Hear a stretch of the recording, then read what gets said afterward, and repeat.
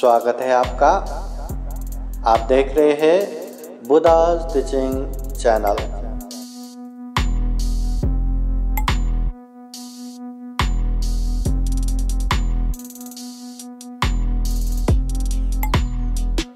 समन्ता चक्रवालेषु अत्र गच्छन्तु देवता सातमं मुनिराजस्य शृण्वन्तु सद्गमोक्षदां धम्मश्रवणकालो अयं वदन्ता धम्मश्रवणकालो अयं वदन्ता धम्मश्रवणकालो अयं वदन्ता। नमो तस्सै भगवतो अरहतो सम्मा सम्बुद्दस्सै। नमो तस्सै भगवतो अरहतो सम्मा सम्बुद्दस्सै। नमो तस्सै भगवतो अरहतो सम्मा सम्बुद्दस्सै। महाकारुणिक तथागत भगवान बुद्ध को त्रिवार वंदना। महाकारुणिक तथागत बुद्ध द्वारा देशित सुआख्यात धम्म को त्रिवार वंदना। महाकारुणिक तथागत बुद्ध के आर्य श्रावक संघ को त्रिवार वंदना। परम पूजनीय बोधिसत्व डॉक्टर बाबा साहब अम्बेडकर आज के विशेष कार्यक्रम में उपस्थित पूजनीय भिक्षु संघ सामनेरगण संपूर्ण जादव बौद्ध परिवार प्रमुख श्रद्धा संपन्न बुद्धि संपन्न उपासक उपासिकाएं। महाकारुणिक तथागत बुद्ध ने गृहस्थ जीवन में रहते बैठते जीवन सुख शांत में बनाने के लिए ढेर सारे उपदेश दिए हैं। तो महाकारुणिक तथागत बुद्ध ऐसा भी कहते हैं, दानं ददन्तु सद्दाय शीलं रक्षन्तु सर्वदा पावना विरतावन्तु गच्छन्तु देवतागता। गच्छन्तु देवतागता, देव गति में जाते हैं, सुगति में जाते हैं। ये जीवन और परलोक जीवन भी सुख शांतमय होते हैं। क्या करने से होते हैं? तो महाकारुणिक तथागत बुद्ध कहते हैं, दानं ददन्तु सद्दाय, श्रद्धा पूर्वक दान देना चाहिए। गृहस्थ जीवन में रहने वाले हर उपासक उपासिकाओं को अपनी क्षमता को देख के, अपनी हैसियत को देखते श्रद्धा पूर्वक त्याग चित्त से दान देते रहना चाहिए। यह महाकारुणिक तथागत बुद्ध ने ये गृहस्थ उपासक उपासिकाओं को सुख शांतमय जीवन बिताने के लिए और ज्यादा से ज्यादा पुण्य धम्म करने के लिए ये तथागत बुद्ध के उपदेश है। दानं ददन्तु सद्दाय, श्रद्धा पूर्वक दान देना चाहिए, त्याग चित्त से दान देना चाहिए। ये दान देने से क्या होगा? सबसे पहले तो पुण्य प्राप्त होगा, दूसरा दूसरों का उपकार होगा, और तीसरा जो सबसे महत्वपूर्ण है, हमारे मन में निरंतर लोभ लालच उत्पन्न होता है। जो भी अच्छा देखा, ये भी अच्छा है, वो भी अच्छा है, ये भी मुझे चाहिए, वो भी मुझे चाहिए, ये भी मेरा होना चाहिए, वो भी मेरा होना चाहिए। और ऐसे लोभ लालच लेके इंसान ऐसे ऐसे अकुशल काम करते हैं, ऐसे ऐसे पाप करते हैं। मतलब दुनिया में ऐसा कोई पाप ही नहीं जो ऐसे लोभ लालची लोग ना कर सके। इसलिए ऐसे लोभ लालच को दमन करने के लिए, समन करने के लिए भी दान देना चाहिए। ये दान देना पुण्य है। दान देने से लोभ लालच को भी दमन कर सकते हैं, समन कर सकते हैं। फिर तथागत बुद्ध कहते हैं शीलं रक्षन्तु सर्वदा। ये गृहस्थ जीवन सुख शांतमय बनाने के लिए शील हमेशा पालन करना चाहिए। कभी कभी उपलक्ष्य के रूप में, अवसर के रूप में आज बनते लोग अपने घर में आ गए, आज तो बहुत अच्छे से शील पालन करेंगे करके सिर्फ एक दिन पालन करके बैठना नहीं है। जैसे गृहस्थ उपासक उपासिकाओं को हर दिन 5 शील तो पालन करना ही है। हिंसा नहीं करना, चोरी नहीं करना, व्यभिचार नहीं करना, झूठ नहीं बोलना, नशा पता सेवन नहीं करना। अभी आज त्रिशिक के जन्म दिवस के अवसर पर बनते लोग आए, हमें प्रवचन दिया, शील दिया, इसलिए आज के दिन पालन नहीं, आज के दिन अच्छे से पालन करना। तो कल से बिगाड़ सकते हैं क्या? आज हिंसा नहीं करेंगे, कल से कर सकते? आज चोरी नहीं करेंगे, कल से कर सकते नहीं। तो बुद्ध कहते हैं शीलं रक्षन्तु सर्वदा, हमेशा हमेशा शील पालन करना चाहिए। ये शील पालन करने से भी एक तरह से हमें पुण्य होगा, धम्म होगा, और शील पालन करने से अनेक अनेक द्वेष चित्त, क्लेश चित्त दमन कर सकते हैं, संयमित कर सकते हैं। और शील पालन करने से शील सभी गुण धर्मों का आधार स्तंभ है। अगर आप शील अच्छे से पालन करेंगे तो आप कोई भी अच्छे पुण्य कार्य कर पाएंगे, अच्छे से ध्यान भी कर पाएंगे, अच्छे दान भी दे पाएंगे, अच्छे से प्रवचन भी सुन पाएंगे, जो भी वो अच्छे से कर पाएंगे। इसलिए ये शील पालन करना बहुत जरूरी है। अपने शारीरिक और वाचिक जो भी अकुशल है उससे दूर रहने के लिए, संयमित रहने के लिए तथागत बुद्ध ने जो शील सदाचार का उपदेश दिया उसे हमेशा पालन करना चाहिए। अभी ये पंचशील हर दिन पालन करना चाहिए, और समय समय पे 8 शील, अष्टशील, उपोषद पालन करना चाहिए। और मौका मिले तो 10 दिन ऐसे श्रामणेर बन के 10 शील पालन करना चाहिए। और मौका मिले तो 3 महीना ही क्यों ना हो, उपसंपदा भिक्षु बन के 227 नियम पालन करना चाहिए। इस तरह समय परिस्थिति को देखते हुए शील पालन करना चाहिए, मगर 5 शील हमेशा पालन करना चाहिए। ये 5 शील पालन किया तो अच्छा होगा ही, एक शील भी बिगाड़ा तो उसका अकुशल पाप हो जाता है। इसलिए हमेशा शील पालन करना है। फिर तथागत बुद्ध कहते हैं भावना विरता हों, तो ध्यान भावना निरंतर करते जाना चाहिए, क्योंकि मन बहुत ही चंचल है, एक जगह पे नहीं रहता। यहाँ ध्यान हो रहा है, या यहाँ परित्राण हो रहा है, या यहाँ धम्म देशना हो रहा है करके हम अच्छे से धम्म देशना सुन रहे क्या? कोई किसी का कहा मन जाता है, कोई सो रहा है, कोई अपने ही मन में लगा रहता है। एकाग्र हो के श्रद्धा चित्त से प्रवचन सुनना बहुत ही मुश्किल है। तो उसके लिए भी अगर हम ध्यान एकाग्र कर पाएंगे तो कोई कुछ भी प्रवचन दे हम ध्यान से सुन पाएंगे। पूजने भिक्षु संघ कितना भी परित्राण करे हम ध्यान से सुन पाएंगे। तो उसके लिए भी हमें समय समय पर ध्यान भावना करते जाना चाहिए। मन एकाग्र होना चाहिए। मन एकाग्र रहा तो पढ़ने वाले पढ़ेंगे तो अच्छे से पढ़ पाएंगे। काम करने वाले काम करेंगे तो अच्छे से काम कर पाएंगे। अबे ध्यान ही नहीं है तो यहाँ झाड़ू पोछा लगाया तो कहीं पे लगाया, कहीं पे ऐसे ही पड़ा। खाना बनाएंगे तो आधा पका आधा कच्चा, कुछ भी करेंगे ध्यान से नहीं किया तो वो काम सही नहीं होता। तो व्यवहारिक जीवन में भी ये ध्यान की जरूरत है, और आध्यात्मिक जीवन में भी सुख शांति प्राप्त करने के लिए भी ध्यान की जरूरत है।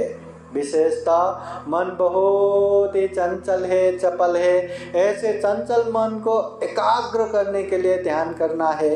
और दूसरा, मन में खूब सारा अकुशल पाप चित्त आते रहते हैं कि नहीं?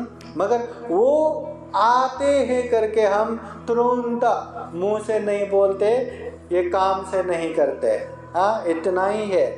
अदरवाइज हमारे मन में अनेक अनेक क्लेश है, अकुशल है, इसलिए ऐसी भावना आते रहते। तो ऐसे अशुद्ध मन को परिशुद्ध करने के लिए भी ध्यान भावना करना चाहिए। एक समय महाकारुणिक तथागत बुद्ध कहते हैं, द्वे में धम्मा लोकं पालयन्ति, ये सारे लोक की रक्षा दो गुण धम्म से हो रहा है। कतमे द्वे, वो दो क्या क्या है? हीरिं च ओतपं च, हीरी और ओतप की वजह से दुनिया की रक्षा हुआ है। हीरी बोले तो लज्जा, ओतप बोले तो भय। अभी लज्जा बोले तो कैसा लज्जा? जो अकुशल काम करने को या पाप करने को अंदर से एक तरह से शर्म आता है। अरे मैं किसी को हिंसा करूंगा तो लोग मुझे हत्यारा बोलेंगे, मैं चोरी करूंगा तो चोर बोलेंगे, बेविचार करूंगा तो बेविचारी बोलेंगे, नशा करूंगा तो नशेवाद बोलेंगे। ऐसा अनेक तरह से जो अंदर से शर्म आता है, लाज आता है, इसलिए हम वो पाप नहीं करते। इसको बोलते हैं हीरे। और ओटप बोले तो भय। भय भी कैसा? गलत काम करने से, अकुशल पाप करने से अंदर से एक तरह से डर आता है, भय आता है। अरे मैं किसी को मारूंगा तो वो लोग भी तो मुझे मारेगा ना, मैं कहीं चोरी करूंगा, पकड़ा जाऊंगा तो लोग मुझे मार डालेगा, जेल में लेके जाएगा, कितना कितना जेल में बंद करके रखेगा, मेरे सारे लोगों का बदनामी होगा। और किसी ने ना भी देखा तो मुझे तो पाप लगेगा, मरने के बाद तो मैं नर्क में पतन हो जाऊंगा। नहीं नहीं नहीं नहीं, मैं नहीं करूंगा करके एक तरह से जो डर आता है उसी को ओतप बोलते हैं। दुनिया में लोगों के पास ये हीरी और ओतप, लज्जा और भय है, इसलिए इंसान है, इसलिए दुनिया की रक्षा हो रखा है। अगर लोगों में यह लज्जा भय न होता तो वो पशु जैसा ही होता, वो कुछ भी करता, कुछ भी बोलता, तो दुनिया झगड़े कलह की रण क्षेत्र बनता है।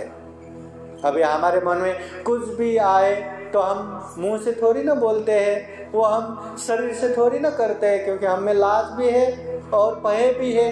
अगर लाज भय नहीं होता तो कैसे होता? जैसे एक सामान्य इंसान कितना सीधा साधा दिखता है, अच्छा दिखता है ना, मगर वो दारू पीने के बाद, नशा पीने के बाद उसमें अंदर से वो लाज और शर्म ही खत्म हो जाता है, वो भय त्रास खत्म हो जाता है। और ऐसे समय में वो ऐसे बर्बर करेगा, ऐसे हिम्मत आ जाता है, वो कुछ भी बोलेगा, कुछ भी करेगा। हाँ, ये करना नहीं चाहिए, वो करना नहीं चाहिए, नहीं होता।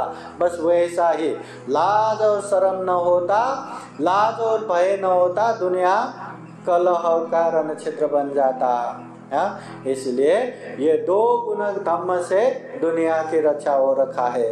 तो ये जो मन को परिशुद्ध करने के लिए भी ध्यान भावना करना चाहिए। मन में जो हीरी ओतप है उसको संरक्षण करने के लिए, वो लाज और भय को बचा के रखने के लिए भी हमें ध्यान करना चाहिए। अगर ध्यान नहीं किया, स्मृति नहीं रखा, होश नहीं रखा, तो अपने स्वार्थ पूरा हुआ तो पाप भी उसको धम्म लगता है। अपने को पैसा मिलने वाला है, स्वार्थ सिद्ध होने वाले है, या परिवार के लिए अच्छा होने वाला है, तो लोगों को कितना भी दुख मिले, कितना भी तकलीफ मिले, वो अच्छा है, अपने आप ही उसको अच्छा बताते हैं, कितना भी पाप हो। इसलिए ये अशुद्ध मन को परिशुद्ध करने के लिए, चंचल मन को एकाग्र करने के लिए ध्यान करना चाहिए, भावना करना चाहिए, साधना करते रहना चाहिए। यह महाकारुणिक तथागत बुद्ध के उपदेश है। फिर महाकारुणिक तथागत बुद्ध एक समय इस तरह भी उपदेश देते हैं, दिशो दिशं यं तं कैरा वेरी वापन वेरिनं मिच्छापनि हितं चित्तं पापियो नं ततो करे। मतलब इस दुनिया में चारों तरफ द्वेष रखने वाले, वैर रखने वाले, शत्रुता भाव रखने वाले बहुत सारे लोग हैं। तो महाकारुणिक तथागत बुद्ध कहते वैरी के प्रति या शत्रु के प्रति कितना हानि करता है, कितना नुकसान करता है। शत्रु को हमेशा नाश करने के लिए वो अनेक प्रयास करते रहते हैं। तथागत बुद्ध कहते हैं शत्रु को जितना हानि पहुंचा सकता है, वैरी को जितना हानि पहुंचा सकता है, उससे कई ज्यादा ये मिथ्या दृष्टि वाले चित्त या असंयमित चित्त हमारी हानि कर सकता है। मतलब हमारा मन शुद्ध नहीं रहा, हमारा मन संयमित नहीं रहा, शत्रु को क्या हानि पहुंचाएगा, उतना हम खुद का ही स्वतः का ही हानि नुकसानी कर बैठेगा। इसलिए महाकारुणिक तथागत बुद्ध कहते मन शुद्ध होना बहुत जरूरी है, मन अच्छा होना बहुत जरूरी है। फिर महाकारुणिक तथागत बुद्ध उसके विपरीत उस तरह भी कहते हैं, जो पाली गाथा में धम्मपद ग्रंथ में आता है, न तं माता पिता कैरा अन्ये वापि च न्यातका सम्मापने हितं चेतं सय्यसोनं ततो करे। नतं माता पिता कैरा, दुनिया में हमारे लिए सबसे ज्यादा उपकार करने वाला, सबसे ज्यादा अच्छा करने वाला कोई है तो वो है माता पिता। माता पिता से ज्यादा दूसरा हमारे उपकार नहीं कर सकते, क्योंकि माता पिता में ये मैत्री, करुणा, मुदिता, उपेक्षा, चार मैत्री ब्रह्म विहार रहता है। इसलिए अपने बच्चों का हमेशा कल्याण हो, हमेशा हर दुख से अलग हो, हमेशा उसका उन्नति प्रगति हो, और उसका छोटे से छोटे अच्छाई में भी बहुत खुश होता है। और बड़े होके उसने अगर अपनी देखभाल भी नहीं किया तो भी श्राप दे के नहीं बैठते, उपेक्षा भाव रख के बस मेरे बच्चे की कल्याण हो, ऐसे तटस्थ रहते हैं। तो ऐसे माता पिता जीवन भर अपनी बच्चों की हित कल्याण करते हैं। तो ऐसे में महाकारुणिक तथागत बुद्ध कहते हैं माता पिता भी अपनी संतान के प्रति उतना कल्याण नहीं करता, उतना उपकार नहीं करता जितना ये संयमित चित्त या अच्छे मन हमारे कल्याण करता है। मतलब माता पिता कल्याण करता है, माता पिता उपकार करता है, मगर उससे कई ज्यादा ये शुद्ध मन, संयमित मन हमारे कल्याण करता है। मतलब हमारा मन संयमित होना चाहिए, हमारा मन शुद्ध होना चाहिए। मन शुद्ध रहा तो वाणी से भी अच्छे अच्छे बातें ही निकलेगा, मन शुद्ध रहा ये शरीर से भी हम अच्छे अच्छे ही करते रहेंगे। मगर मन अशुद्ध रहा तो वाणी से कितना भी नहीं, मुझे नहीं बोलना, गलत नहीं बोलना, फिर भी पट पट निकलेगा ही। मन अशुद्ध रहा, नहीं मुझे गलत काम नहीं करना, कितना भी बोलो गलत काम वो करते रहेगा। इसलिए महाकारुणिक तथागत बुद्ध कहते हैं भावना विरता होन्तु, ध्यान भावना करते रहो। ध्यान भावना करते रहने से एक तो चंचल मन को एकाग्र कर पाएंगे, एक चित्त कर पाएंगे, दूसरा अशुद्ध मन को परिशुद्ध कर पाएंगे। मन शुद्ध किया तो माता पिता भी हमारी उतना कल्याण नहीं कर सकता जितना हमारी खुद की हो जाता है। अगर मन अशुद्ध रहा तो शत्रु को भी इतना हानि नुकसानी नहीं पहुंचा सकता जितना अशुद्ध मन हमारी हानि करेगा।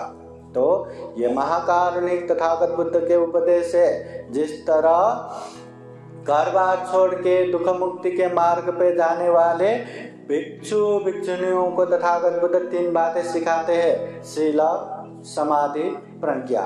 उसी तरह गृहस्थ में रहने वाले उपासक उपासिकाओं को 3 बातें सिखाते हैं दानशील भावना। अपनी श्रद्धा से दान देते रहना चाहिए और शील हमेशा पालन करते रहना चाहिए, ध्यान साधना निरंतर करते रहना चाहिए।